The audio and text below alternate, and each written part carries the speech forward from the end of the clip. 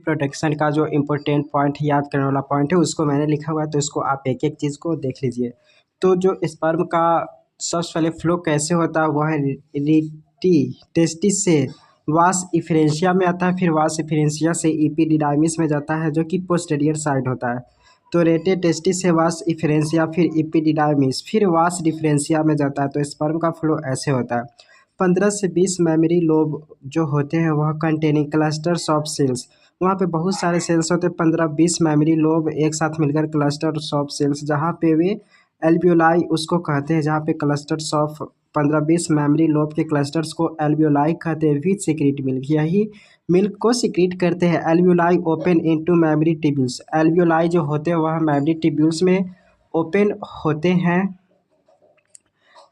Each table of lobe join to form mammary ducts, बहुत सारे lobe ये tubules मिलकर सबसे पहले 15-20 मेमोरी लोब या क्लस्टर्स बनाता है जो एल्वियोलाई कहलाता है। एल्वियोलाई जो खुलता है वह मेमोरी टिब्यूल में ओपन होता है। फिर बहुत ईच टिब्यूल्स ऑफ लोब, बहुत सारे जो टिब्यूल्स का लोब होता है वह ज्वाइन होकर मेमोरी डक्ट का फॉर्मेशन होता है। Several mammary duct join to form ampulla बनाता है। तो देख सकते हैं सबसे पहले मेमोरी लोब हो गया, मेमोरी लोब से मिलकर एल्वियोलाई बनाता है, एल्वियोलाई से मिलकर टिब्यूल्स बनते हैं, टिब्यूल से मिलकर जो यहाँ पे बनते हैं मेमोरी डक्ट, और मेमोरी डक्ट ज्वाइन होकर एम्पुला का फॉर्मेशन करता है। तो मिल्क का भी सिक्रीशन इसी तरीके से होते हैं फीमेल में।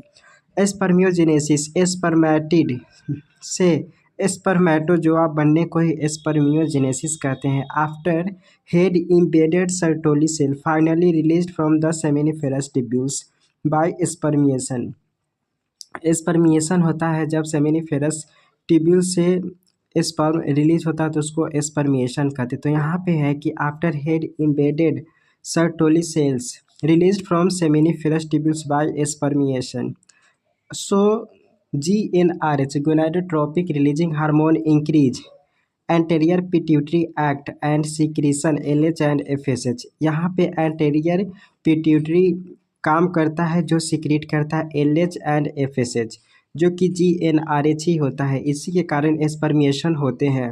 वन इजैकुलेशन, जब वन इजैकुलेट होते तो करीब 200 से 300 मिलियन स्पर्म बाहर आते हैं। जो 40% होते हैं वो वाइग्रस फर्टिलिटी होते हैं 40%। सेकेंडरी oocyte, जब टर्शियरी oocyte बनता है तो जोना पेलुसुडा लेयर इसमें हेल्प करता।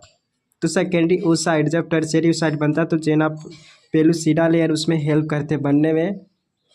LH surge maximum mid cycle, जो LH होते हैं जो मिड साइकिल होते हैं मेंस्ट्रुअल साइकिल का, वहाँ पे LH surge maximum mid cycle. LH surge induce rupture of Graafian follicle, LH जो होते हैं इसी के कारण induce rupture of Graafian follicle का रिप्चर होते हैं एंड देयर बाय ओवुलेशन, और इस कारण से ग्राफियन फॉलिक्यूल का रप्चर होने के कारण ओवुलेशन होता है। Ovulatory phase followed by luteal phase, ये वाला याद रख लीजिए।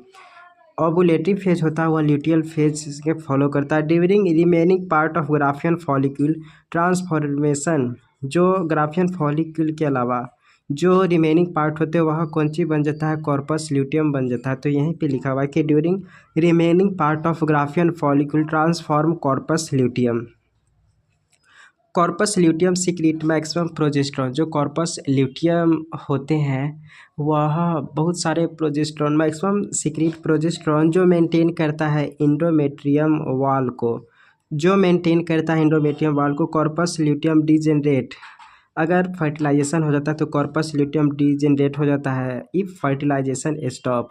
तो यहाँ पे अगर फर्टिलाइजेशन अगर हो चुका रहता है तो यहाँ पे कॉर्पस ल्यूटियम डिजेनरेट हो जाता है। यहाँ पे है कि sperm contact with zona pellucida, तो zona pellucida and plasma membrane जो होते हैं स्पर्म का, जोना पेलुसिडा फीमेल में होते हैं और plasma membrane sperm, this induce completion of meiotic division of secondary oocyte। तो zona pellucida and plasma membrane जब फ्यूज होते हैं तो यह बताता है कि मेयोटिक डिवीजन कंप्लीट हो गया सेकेंडरी oocyte का। Ovum fuse with sperm nucleus then form zygote, जो ओवम होते हैं वह स्पर्म के न्यूक्लियस से फ्यूज होते तो जाइगोट का फॉर्मेशन करता है। The mitotic division starts as the zygote move through the isthmus of oviduct, मतलब माइटोटिक डिवीजन स्टार्ट वहाँ से हो जाता है जब इस्थमस ऑफ ओविडक्ट का जो जंक्शन होते हैं वहाँ से क्लीवेज स्टार्ट हो जाता है, तो माइटोटिक डिवीजन वहीं से शुरू हो जाता है। तो the mitotic division starts as the zygote move through the isthmus of oviduct, called cleavage, इसी को क्लीवेज कहते हैं, toward the uterus and forming, uterus के साइड वे चले जाते हैं, मूव होने लगते हैं, और तब 2, 4, 6, 8 सेल स्टेज ये सब बनाता है। ब्लास्टोमर जो होते हैं वो 2 से लेकर,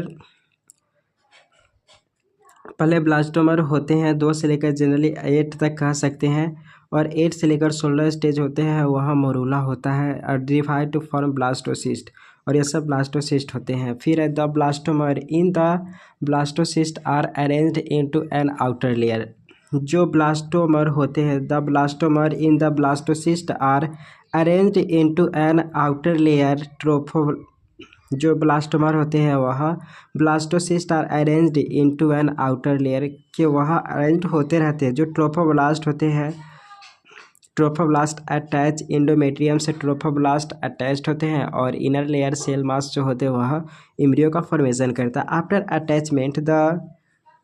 attachment the uterine cell divide rapidly, attachment के बाद जो यूटेराइन सेल होते हैं वह डिवाइड जल्दी जल्दी करने लगते हैं, कवर ओवर ब्लास्टोसिस्ट, वह ब्लास्टोसिस्ट को कवर कर लेता है। As a result the blastocyst become embedded, और तब रिजल्ट में ये देता है जो ब्लास्टोसिस्ट होते हैं become embedded in the endometrium, और ब्लास्टोसिस्ट जो सेल का पार्ट होते हैं वह इंडोमेट्रियम से धंस जाते हैं ऑफ द यूटेरस, और completes implantation and lead pregnancy, implantation होता है और वही प्रेगनेंसी को लीड करता है।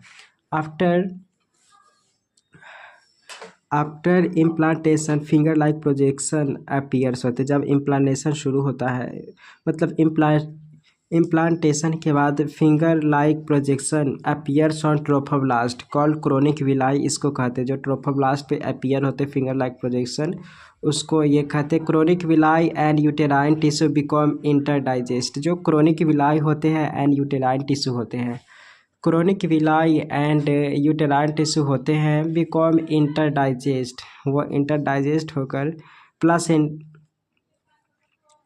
इंटरडाइजेस्ट हो जाते, chorionic villi and uterine tissue become interdigitated, और तब प्लासेंटा का फॉर्मेशन होता है। प्लासेंटा जो होते हैं वह supply oxygen with embryo, placenta contact with embryo, जो प्लासेंटा कॉन्टैक्ट होते हैं एम्ब्रियो से, placenta contact with embryo umbilical cord के द्वारा ये होते हैं।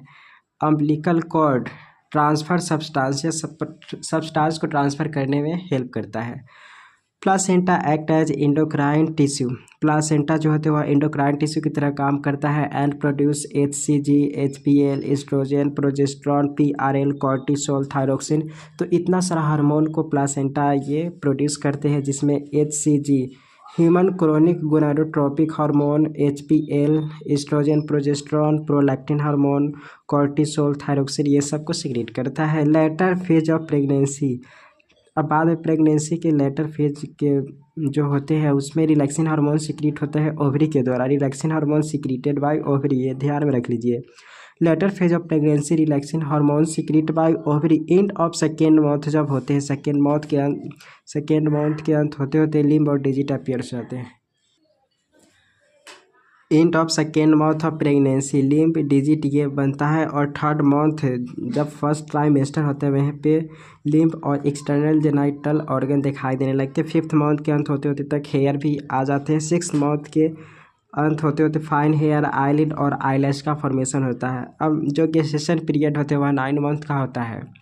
और पार्टूरेशन में कौन कौन हेल्प करता है, neuro endocrine mechanism, foetal eject reflex और कोलोस्टॉम, इतने सारे ये हेल्प करते हैं।